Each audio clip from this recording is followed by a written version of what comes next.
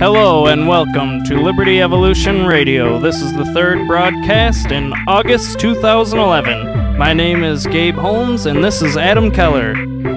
Thanks, Gabe. The empire marches on, so we must continue 10 times harder, speak with that much more truth. Give us a like at facebook.com/libertyevolution. Back to you, Gabe. That's right, and make sure you subscribe to our YouTube channel as well. Now we're going to get started here. Today, we're going to talk about a broad range of subjects. We hope to inspire you, we hope to inform you, and we hope that you'll stay here with us for our half-hour-long show in various segments. Be sure to listen to all of the parts. Sooner or later, our YouTube license will allow us to have our shows in one clip, but be sure to go to the next part when each one is done, because we have a lot of content to cover, and it's very important to get the message of liberty across. Like I said, we need to go 10 times harder if you are not voicing your opinions on the mayhem that is going on in Washington, D.C. and various state and local governments. What are you doing with your time? We realize there is a comfort zone, but you need to be promoting this information to people that don't usually care about politics. Tell them that they might not care about politics, but eventually the issues that arise from politics will come after them. We now have a Council of 13, which everyone is calling the Super Congress, which that leads me to believe they have extra powers or will eventually have extra powers.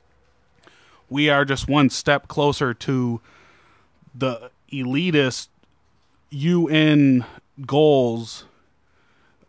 What do we have? We don't have representatives anymore if 13 high-end incumbents can just say, hey, freshman senator, you shut up and just sit down. Your opinion will not be heard. It will not be heard by the Super Congress. Yeah, and the whole purpose of the Super Congress is to streamline the legislative process, to get things passed that wouldn't normally pass through the Congress with its divisions and factions and wars of policy.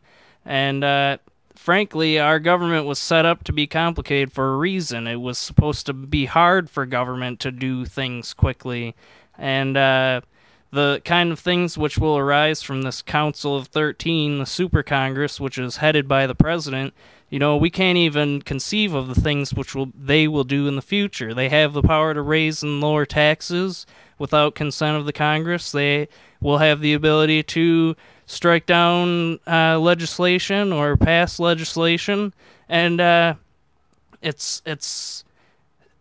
you foresee a time when when it no longer is six people with one idea versus 6 people with another idea to be finally decided by the president? It just becomes a way for the president to control the Congress even more than he does right now.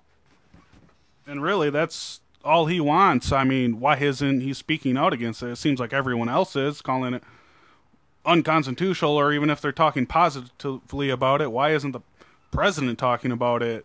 He really should be addressing these issues. But, I mean, he could have the defense, well, they're just human beings. They have the freedom to interact, but really they will be strong-arming the rest of Congress and Senate, the whole representative branch. So what goes on, it'll be closed-door discussions, the future of the country, the budget. The budget's just the start, but it'll be closed-door, secret, highly privileged discussions. And then the president is not speaking out against it, and now more and more we're seeing his elitist tendencies. He will not answer what he is asked, and he'll just say, well, this is how it's going to be. We got mad at Bush when he called himself the decider. Well, where's the outrage now? We just threw a big party. It was like a palace celebration, a fundraiser for 2012. Hope for America, $40,000 a plate. Come get some hope for $40,000. Yeah, and also there's a lot of other parties that are going on to raise money for the president's campaign.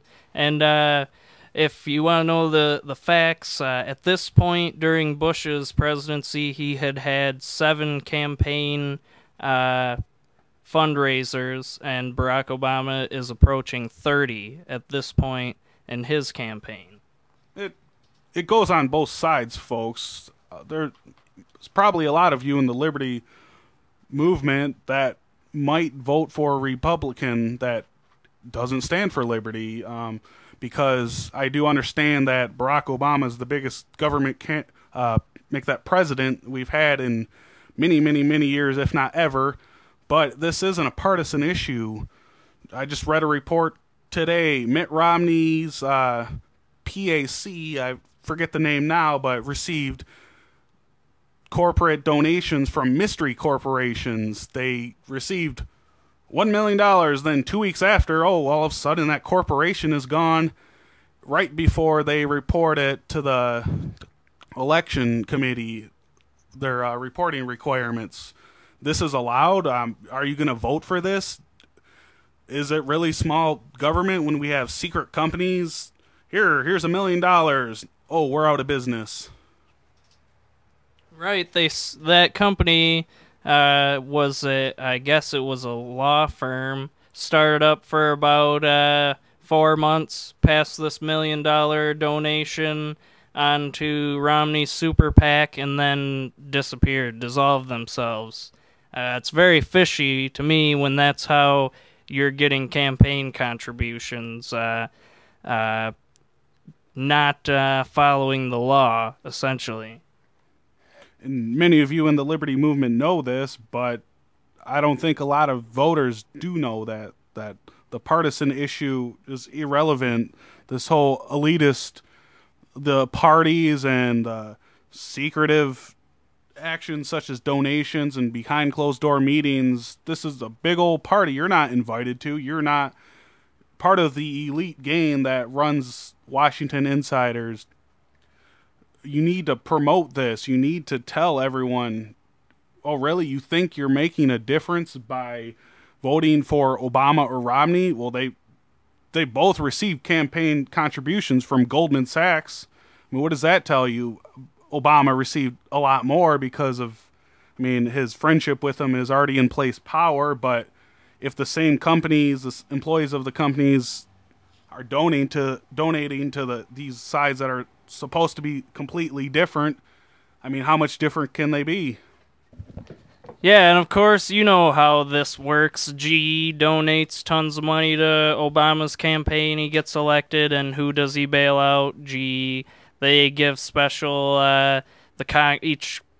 Each congressman is entitled to have his own special interest, giving subsidies out to the companies that are in his district, and we need to be looking at making government smaller and getting out of the way of people's personal business and their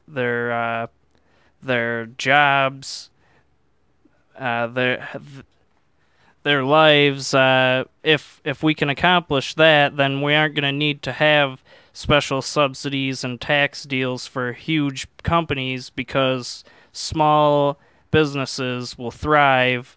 Middle class people, if there's a more comfortable environment for entrepreneurship and savings, middle class people are going to be able to have savings and investments and start small businesses that can compete with the large corporations, which are benefiting from our government's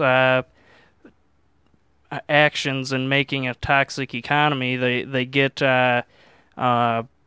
waivers, places, airports, the airports that the FAA thing that just happened, small airports that they get their tickets cost $3,500 because they have so few flyers that the federal government pays for each ticket, so the airport can continue to exist. If you can't operate a business that can sustain itself, then maybe you shouldn't be in business. And if the government was not so had its filthy hands in our economy, including the actions of the Federal Reserve and the IRS, I'm sure that more businesses could be profitable and self-sustaining. And so with the FAA thing, they wanted to pass the FAA funding bill without paying for these small airports, and the Democrats whose districts those airports are in didn't want that to happen, and the decision that was ultimately made in 22 seconds was that the airports wouldn't receive funding, but that they could apply for waivers with an already existing federal bureaucracy that is in control of such waivers. And so they're not going to be, there's nothing different happened. They just had the FAA shut down and all the construction progress halted for absolutely no reason. They didn't even make a legitimate decision about it, and no funding was decreased. And we're seeing that with all the money that the president was just given with the debt deal. He's already spent a substantial portion of it, and it's only been a couple days. And we're seeing that the cuts that they proposed are only going to be actually around $240 billion, according to the projected economic changes that are going to happen, and the resulting waivers and all the interest on the debt and the new debt incurred and the economic problems. It makes no sense to me why they didn't cut funding for government programs which spend tons and tons of money. There's really no other option than to cut spending and get government out of the way of the market and people's lives if we want to turn our economy down and have less people dependent on government. So that it's the only way to have more jobs is a stronger market. And I don't understand why our Treasury Secretary and Obama's economic advisors aren't suggesting that that's the direction we head in. I know why they're not. It's because they're Keynesians and they believe that government creates progress. Just this rise in dependence on government and the stripping of the individual having their own 2 feet under them. Just released today, world record amount of people on welfare and all these subsidies and companies going out. It's just special deals. This is not the way a free enterprise is designed. Government is so involved with the economy, it's unheard of. How are you doing? Like, are they bailing you out? I don't condone the government bailing out just random people, but really, who are they representing? They need to stop calling themselves representatives. They just need to think of new titles, call them premiers, or whatever Parliament call them, since they've come down to that level. We'll post it on our Facebook page.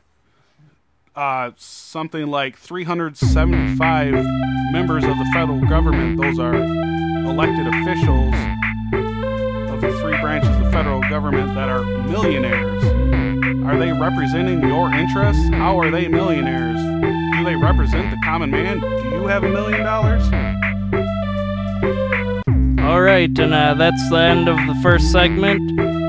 Continue on to the second segment with the link at the bottom of the screen, and we'll get on some more impressive stuff.